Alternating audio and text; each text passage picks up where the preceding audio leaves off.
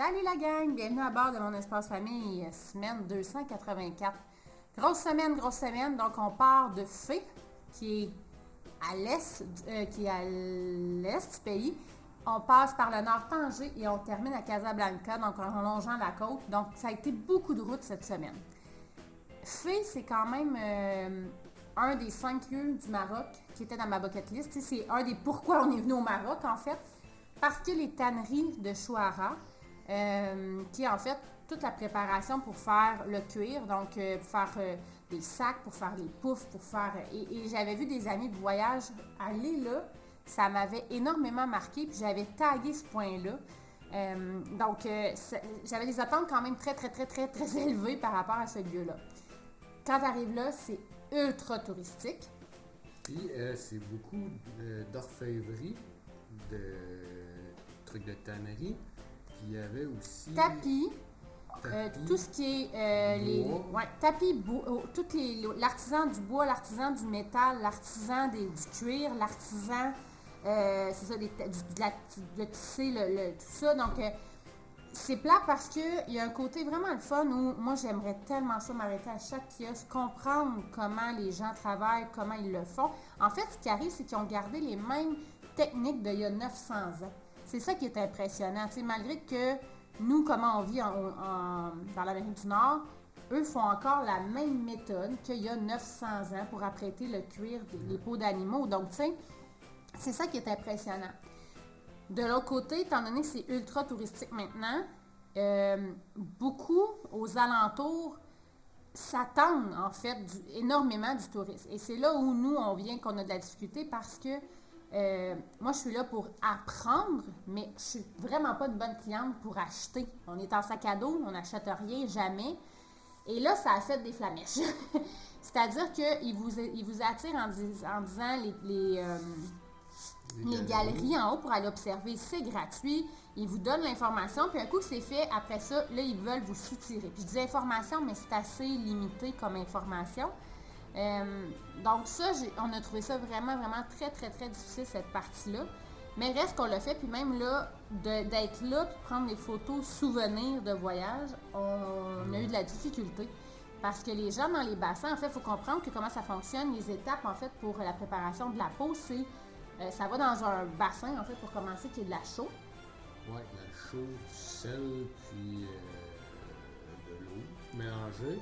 Celle-là, c'est le plus toxique. Le plus dangereux, si on veut. Donc, maintenant, certains portent des bottes comme des bottes à jambes, donc à pluie pour pas briser leur peau. Mais des fois des gants, mais la majorité était quand même pieds nus, mains nues dans ça. Donc, et c'est très mauvais pour la peau. C'est très dangereux, en fait. Mais ils gardent la même technique. Et après ça, c'est aussi plonger dans des bassins de fientes de pigeons. Donc, du caca de pigeons. Puis d'ailleurs, le guide, si on peut s'exprimer ici, nous a dit, vous savez, il y a Coco Chanel puis il y a Caca Chanel, tu sais, parce que l'odeur était impressionnante. Et c'est un des pourquoi qu'on est parti vers le nord aussi. Moi, je ne voulais pas attendre qu'il fasse trop chaud puis que l'odeur soit comme triplée. Donc ça, de ce côté-là, ça a bien été. Ils vous donnent des petites feuilles, ils vous donnent des feuilles de mangue, mais plusieurs en attendent de recevoir encore là des sous, parce qu'ils vous comme donnent ça dans vos mains comme pour l'odeur. Mais après ça, ça devient comme le challenge de vous soutirer de l'argent par après. Puis même là, de l'argent, ils s'attendent à énormément d'euros. Ils sont vraiment prêts pour recevoir des euros. Ils en veulent beaucoup pour le peu d'informations, si je peux me permettre, qu'ils donnent. Donc, il faut faire attention aussi. Il y a beaucoup d'arnaqueurs au niveau des prix. Les prix sont énormément gonflés. Ça, on a même entendu un guide qui disait, là, on s'en va dans un magasin d'épices.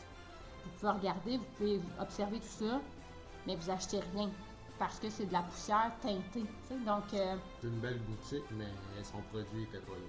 Oui, donc c'est vraiment particulier, là, tu sais. Puis comme je vous dis, on avait vraiment une espèce d'inconfort avec d'inconfort par rapport mon Dieu, tu sais, les gens qui sont dans les bassins à faire ce métier-là, ce travail dur-là, qui est épouvantable. Puis on a vu les gens, là, dans un petit cubicule, là, dans le noir, dans l'humidité, la saleté, qui étaient là en train d'essayer de skinner les peaux. Tu sais, je voyais des voyageurs avec leur grosse caméra rentrer prendre la photo, puis j'étais comme... Wow, à quel point là, t'es comme plus dans le monde réel. Tu sais, ce monsieur-là, c'est lui qu'il faudrait qu'il donne des sous pas celui qui est en haut, qui récolte, mais qui ne va pas redistribuer à ceux en bas, qui attire les gens. En tout cas, c'est... Ouais, ça a été vraiment... Travail, Ouais. Bref, on est content, on l'a fait, on a appris, les garçons ont vu ça, mais préparer votre petit cœur sensible, c'est quand même quelque chose, là, cette partie-là. S'il fait chaud, ça doit être épouvantable aussi. Ah, l'odeur doit être quelque chose. Doit être quelque chose, parce que c'est ça, il y a la partie, c'est ça, la chaux. Après ça, ça baigne dans des bassins de caca de pigeons pendant plusieurs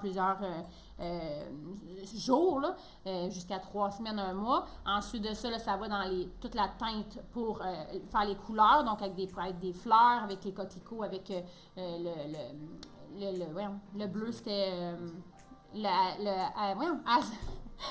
indigo, donc ça, pour faire les teintes des sacs, ou des poufs ou whatever. Donc, mais c'est vraiment un long processus spécial. Donc, c'est ça.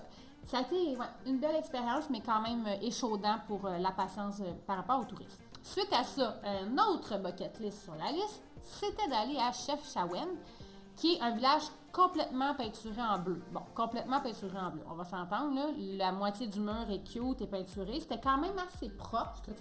Faut le dire, on a fait quand même plusieurs, le Médina, village, tout ça. Là, c'était quand même assez propre. Beaucoup d'artisanat.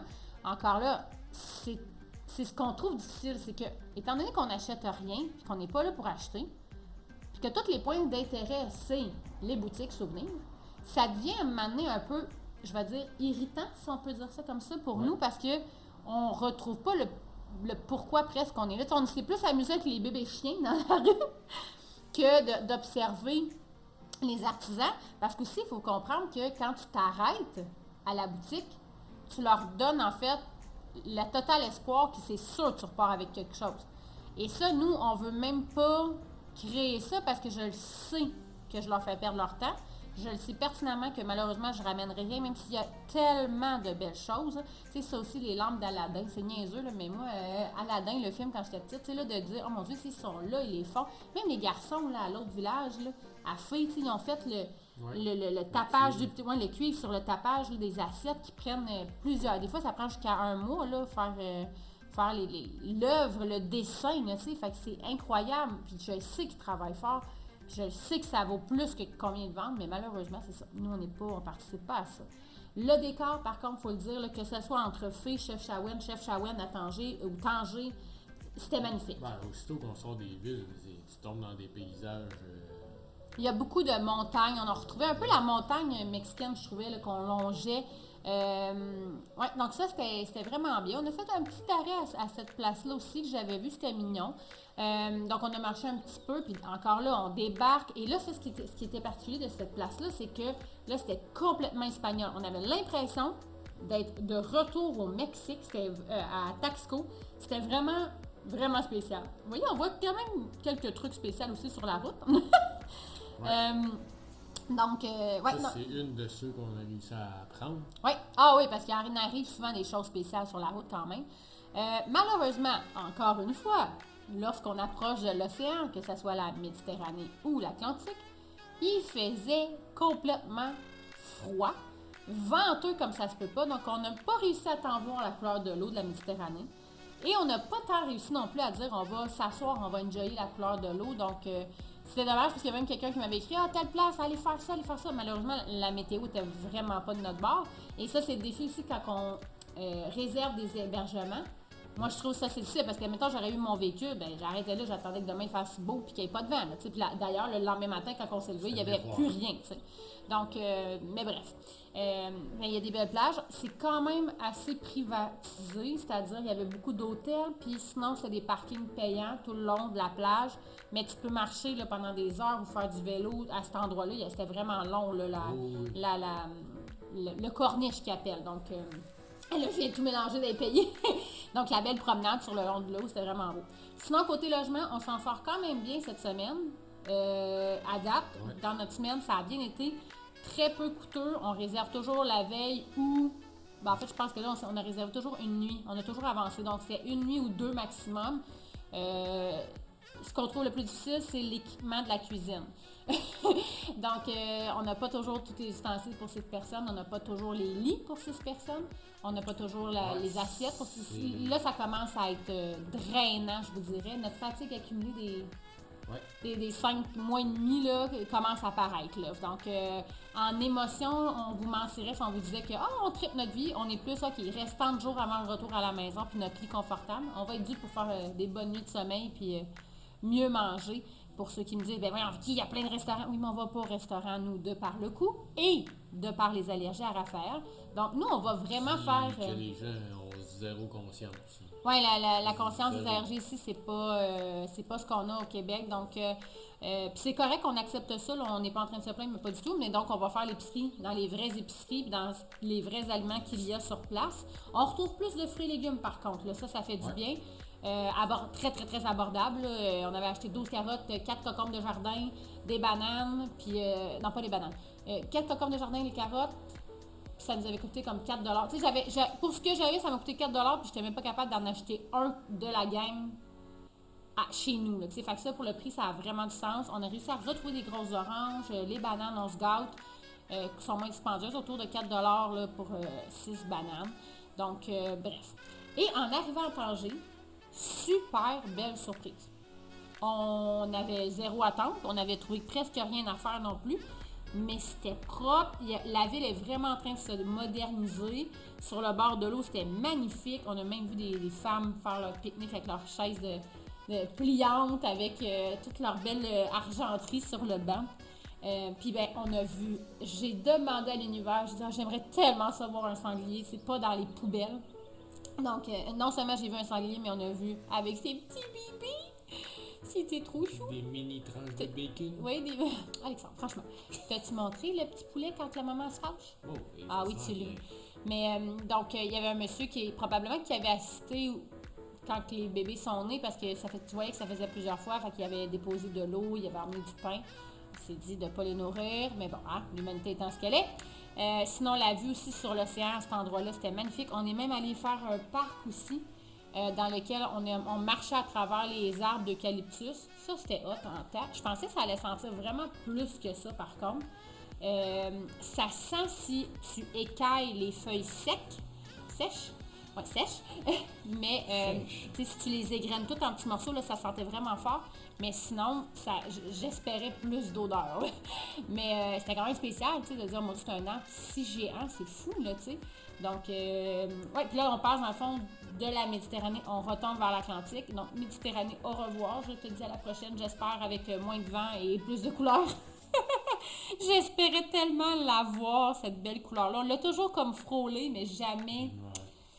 savouré, je vais dire ça comme ça. Mais on est en hiver aussi, donc c'était pas le temps. Exact. Ouais. Oui, parce qu'on a vu le lendemain du gros vent, c'était déjà bien différent, la couleur, puis c'est ça. Donc, ça fait partie de la game.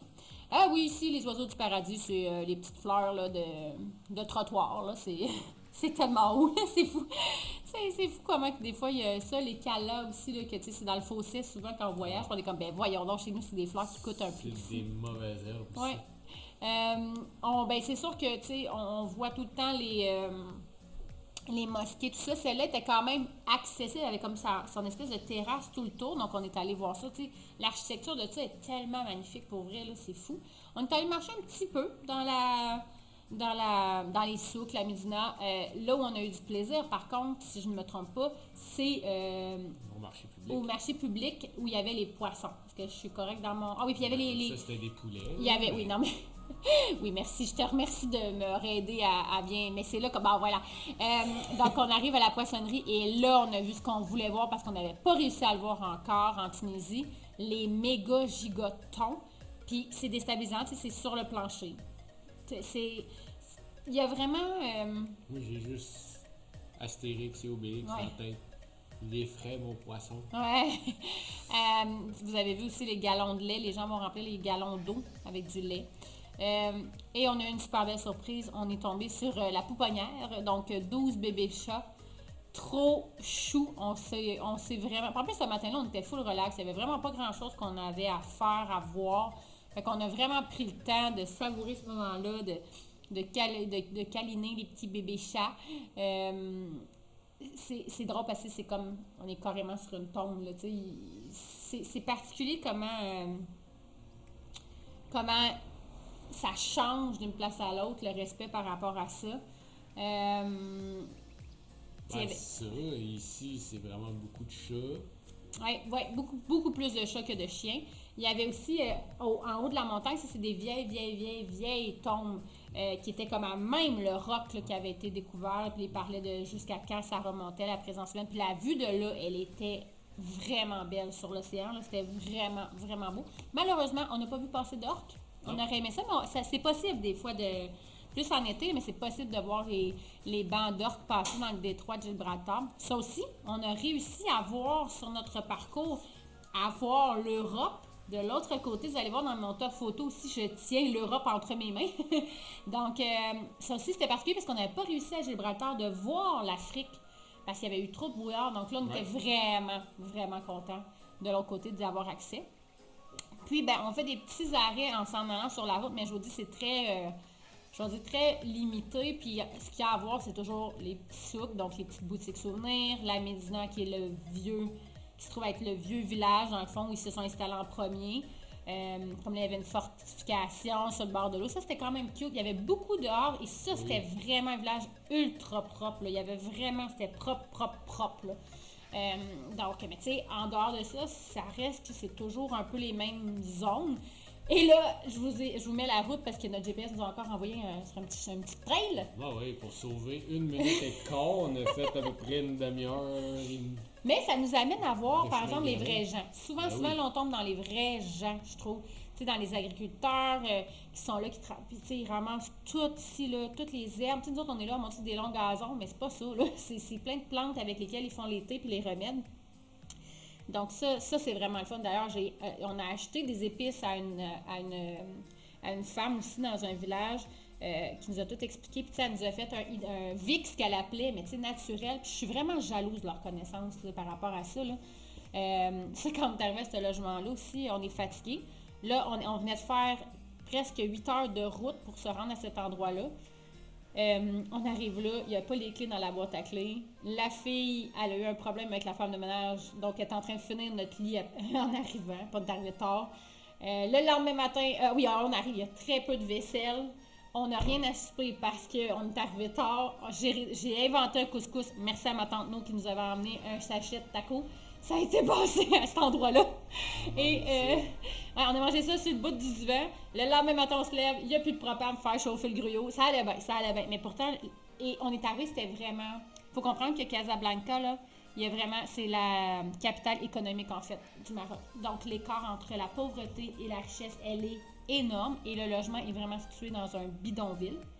Un quartier très populaire. Oui, très, très, très pauvre. Là. Je me suis dit, on peut pas, là. On peut pas monter là, ça le fera pas. Dans l'immeuble, ça sentait le pipi de chat. C'était comme, oh my God. Puis finalement, le logement était bien correct. Là. Il était oui, il y a eu des petits trucs, mais il n'y avait rien qui nous empêchait de dormir ou de faire nos choses. Là. Même se laver, c'était correct. Là, il y avait même le lave-vaisselle. Écoute, le lave-vaisselle, on capote, il y avait un four. Mais c'est ça qu'on veut dire aussi par... Il n'y a pas de... jamais tout en même temps.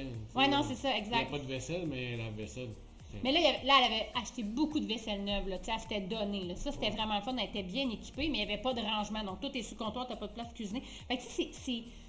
Non seulement c'est challengeant parce que là, on change à chaque fois d'environnement. Comme je vous dis, on fait 2 nuits le maximum. Mais en plus, c'est ça. Il faut toujours s'adapter à ce qu'il y a à travers tout ça. Bref. Casablanca, c'était à la base pour aller voir ça. Oui, la mosquée Hassan II, qui est conçue pour que les non-musulmans puissent y aller. Vous devez y aller. Oui, c'est payant, mais c'est une visite guidée. On a tombé sur un guide extraordinaire qui nous a vraiment bien expliqué en français. Donc là, j'ai été comme satisfaite de mes soins, comme on dit. Elle est bâtie aussi sur l'ancienne piscine et sur le bord de la mer. L'architecture, là, elle est malade et le guide a même terminé en faisant l'appel à la prière dans le sous-sol face au mur de béton. Il y avait un silence. Je suis vraiment fâchée, je ne l'ai pas filmé. Alexandre non plus, puis les deux, c'est venu nous chercher vraiment à l'intérieur. Donc, ça a été vraiment autant un beau moment, ce lieu-là, parce qu'on a non seulement vu la mosquée qui était incroyable, je vous dis, vous devez y aller. Là, comme, si vous allez au Maroc, vous devez aller faire au moins la mosquée. Mais sinon, Casablanca, il n'y a rien d'autre à faire. Il y a le bord de l'eau. Ouais. Le corniche est magnifique, par exemple. Tout le temps. Quasiment partout sur le bord de l'eau, là, c'est magnifique. On était chanceux aussi, on avait des amis qu'on avait rencontrés il y a 2 ans au Mexique. Léla, Alex, Gab, puis Ignace. Donc, Ignace. on est allé les voir, ils nous ont reçus pour le petit goûter. Donc, c'était trop génial parce que on pouvait partager entre voyageurs puis poser plein de questions. Léla est franco-marocaine, donc répondre à plein de questions qu'on avait. Donc, ça a été vraiment un beau moment. On a terminé ça aussi avec une folie McDo. Après 3e restaurant en 6 mois, on était dû. Ça a juste fait une belle doudou, ça nous a fait du bien. On était dû pour ça. Donc, mais Casablanca, ouais, si vous allez là, c'est vraiment pour la mosquée. Puis sinon, attendez-vous quand même à un gros écart là, entre la richesse et la pauvreté. Vous allez être prêts au moins pour le choc. Nous, on l'était pas tant. Mais bref, voilà, c'est tout pour cette semaine. C'est déjà pas mal. C'est déjà pas mal, oui. On se voit la semaine prochaine. Ciao, ciao! Ciao!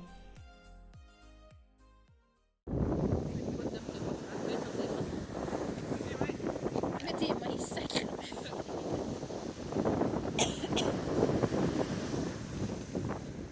1-0 gamme.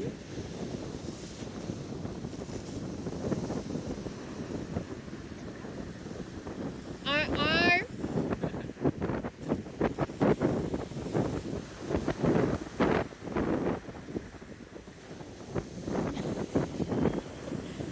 L'aspirant, je pense que c'est égal. 2-2. Le petit docteur, l'autre bord, il est parti suivre sa vie.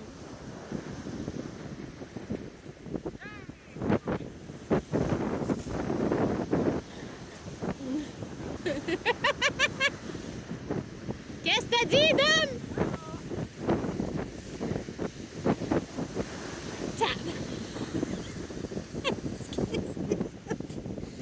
Hey, c'est n'importe quoi. Ah, c'est ça qu'on va faire. On va installer un bac à sable, ma soeur, qui a son cadeau. Avec des petites mousses, là, tu sais.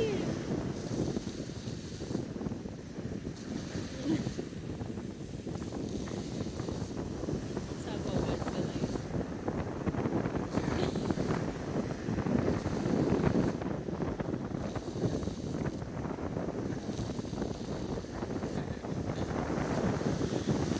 De trucs qu'on a.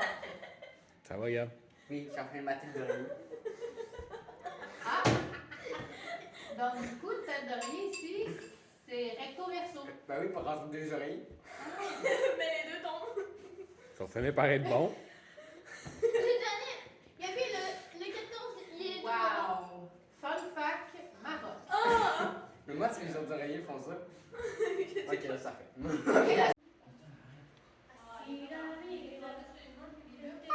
Lance-toi! Saute et tire. Ah oui, oui. Prends pas, s'il te plaît. Le toucher, mais oui.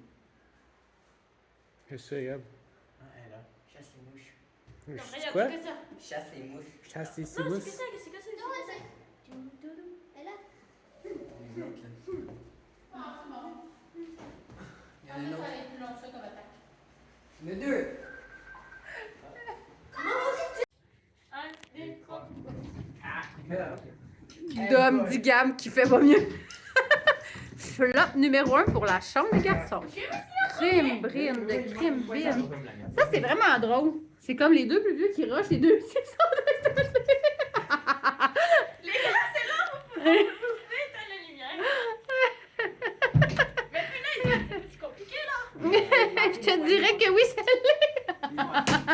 Sur moi, ça va. Oh, je me gère plus. Non, je Mais c'est très drôle. Il me manquait des poignées, là. Bon. Prochaine du matin. Voilà, attends. Attends.